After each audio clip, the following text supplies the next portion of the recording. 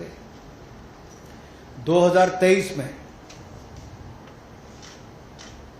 Unsuccessful attempts की गई, प्रयास किए गए जो विफल रहे।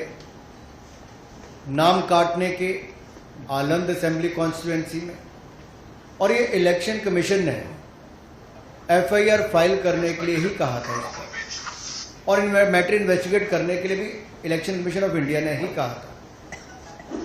इलेक्शन कमीशन ने मोबाइल नंबर पहले ही उपलब्ध करवा दिए हैं, आईपी एड्रेस अगर दे दिए हैं, अगर मोबाइल नंबर दे दिए, आईपी एड्रेस दे दिए, तो कांग्रेस शासित राज्य की कर्नाटक की सीआईडी ने अब तक क्या किया।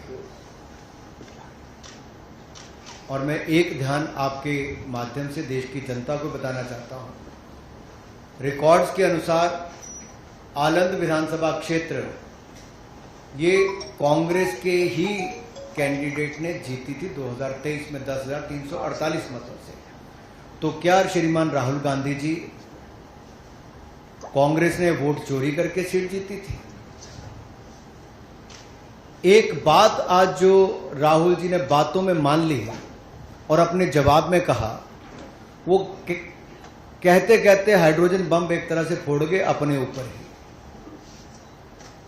वो कहते मैं लोकतंत्र बचाने नहीं आया। राहुल जी कहते हैं लोकतंत्र को बर्बाद करने की तैयारी है क्या?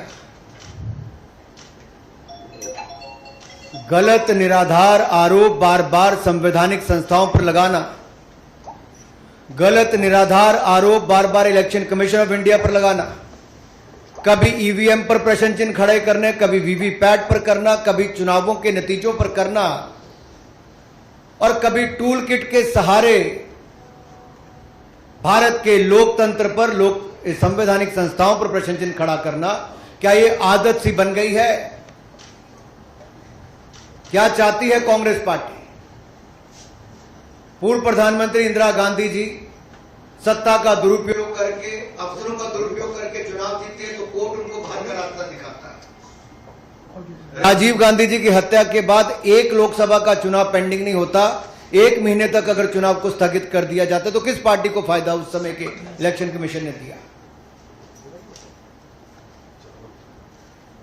रमा देवी जी, एमएस गिल, टीएन शेषन से लेकर ये बाकी सारे इलेक्शन कमिश्नर जो थे, किस पार्टी ने नियुक्त किए और वापस किस दल में गए? कांग्रेस पार्टी में गए। इलेक्शन कमीशन का दुरुपयोग इन्होंने कभी किया होगा, उनको बड़े बड़े पद भी बाद में दिए होंगे, लेकिन अगर निष्पक्षता के साथ भारत का इलेक्शन कमीशन काम कर रहा है तो बार बार राहुल गांधी जी का प्रयास है कि लोकतंत्र पर प्रहार किया जाए, भारत के लोकतंत्र को कमजोर किया जाए, जनता को गुमराह किया जाए, और जिस तरह से बांग्लादेश नेपाल में स्थिति बनती है वैसे झूठ बोल बोल के वहां पे स्थिति पैदा कर दो देश में। मैं एक और